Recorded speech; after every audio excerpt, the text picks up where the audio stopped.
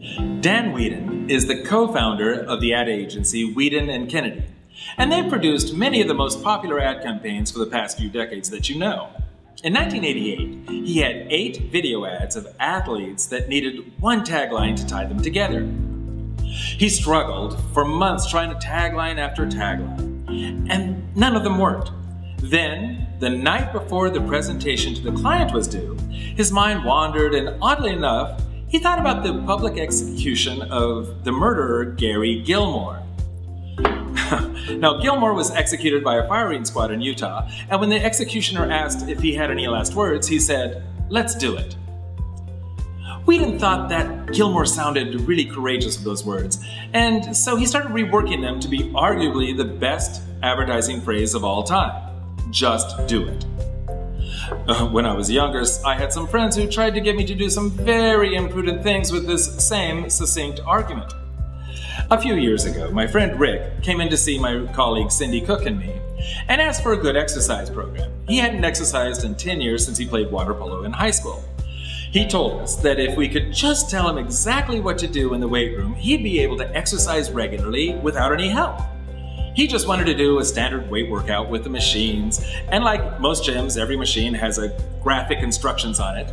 Most machines only allow the body to do one movement in one direction, so even if you don't read the instructions, you probably could figure out how most of the machines work just by using them. Now, there are some exercises that I wouldn't recommend to beginners, and there are some exercises that I wouldn't recommend to anyone, and you should get advice from your health professional before you start any exercise program. So don't go out and start throwing around weights just because I said just do it. I knew Rick, and I knew that he knew how to use the machines that were suddenly overwhelming to him. So Rick really didn't need much of our help, but we love Rick, and we knew that many people were overwhelmed when they come to the gym. So we took him through several exercises and gave him printed programs that he could follow, and he had enough information that he could work out for the next year. Like most people, after a couple weeks, his motivation level wasn't quite as high as when he first came to us. He stopped working out. Then, 2 years later, he came to me and said, "Hey, can I come over to UCI and get an exercise program? If I just know what to do, I could go to the gym by myself and get a workout."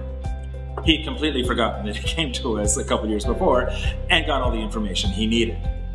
Rick is like most people. He thought he had an informational problem when, in fact, he had a motivational problem. People who feel forced to do something that's not fun, pleasurable, or attractive say they need more information before they're ready, but they really need motivation more than information.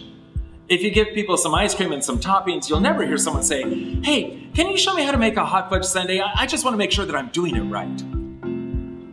Now, a year later, Rick started working out regularly. He joined a running club and loved it.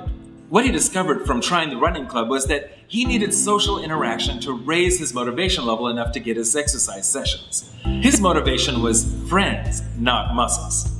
Had he just tried working out alone, sooner he would have been further along his path to self-discovery of his love of social interaction.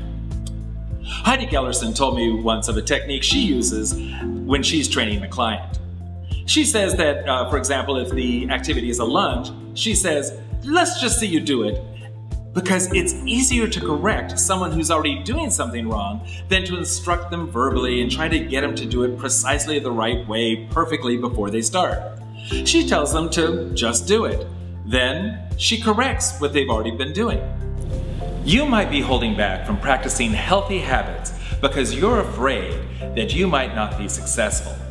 Often, the best thing you can do is to start out on your own path and fail a few times, then learn from your mistakes. As Thomas Watson, founder of IBM, said, "The formula for success is quite simple. Double your rate of failure."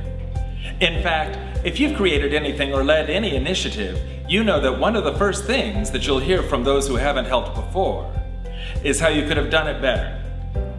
Don't let the fear of failure stall your success. You probably know that Babe Ruth set the world record for home runs. It might surprise you to learn that he also led the league in strikeouts. As Walt Disney said, the way to get started is to quit talking and begin doing. Václav Havel said, "It's not enough to stare up the steps, we must step up the stairs."